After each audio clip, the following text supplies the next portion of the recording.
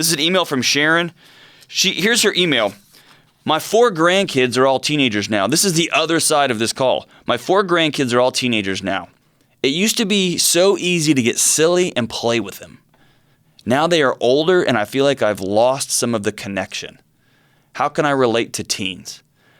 Sharon, God bless you. You're awesome. What a great question. What a remarkable, wonderful, great question. All right, so here's the deal. Grandparents, don't overthink this. Like I just said earlier, I want to be a 90-year-old grandparent that when my grandkids are coming to visit, I'm hiding in the bushes with my 90-year-old wife, and we are crooked and wrinkly old messes. And I'm sagging all over the place, barely able. I'm probably going to be wearing grown-up Spanx, right? But we're going to be hiding the bushes, and we're going to have those super soakers. And when our grandkids get out of the car, we're going to blast them. I want to be those grandparents. So you ask how to be silly and play with them. Here's how. Be silly and play with them. Be silly and play with them. Get some kid at your church to teach you how to TikTok, if that's even still legal anymore.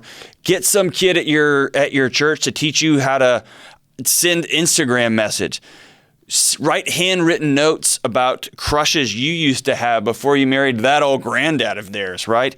Ask them who they're dating. Ask them if they're kissing boys. Ew, and give them a hard time about it. And go over the line just a little bit, Sharon. Like, are you kissing? Are you using tongue? Ugh. And you will freak out your grandkids, but they will tell that story for 100 years. Here's one story from my grandmother that was epic.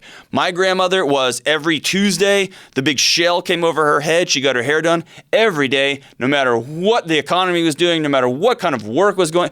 That hair was getting done. And I'm telling you, I don't know what they've made these space-age NFL football helmets, but my grandmother could have lined up against any professional NFL center and dropped him. 1, because she was hardcore and she grew up on a farm and she was a gangster ninja. But number 2, because her shell hair was just this perfect brick of Aquanet and death.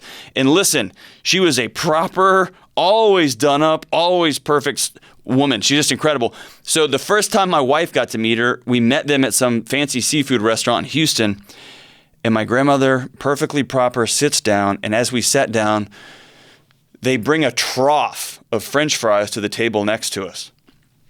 And there were some people at that table, probably could have used some Orange Theory fitness in their life at some point, right? That may have wanted to check in with Jenny Craig once or twice, right? I'm just saying.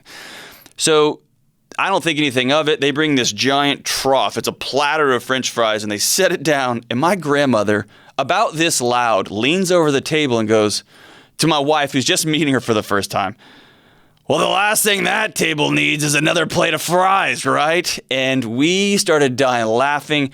And to think this proper woman had a good old-fashioned Delony jab stuck up, and I was like, that's where I get my sarcasm and my goofiness. And that opened a gate to where we laughed more in her last 15 years. We laughed and cut up and made fun of people and made fun of each other. And it just turned into this beautiful thing. So Sharon, how do you get silly and play with them? You get silly and play with them. You show up, you be goofy, you be silly, you let them know that you're a person. You let them know that you see them as people, and y'all are all getting old together. And it's a beautiful, lovely transition.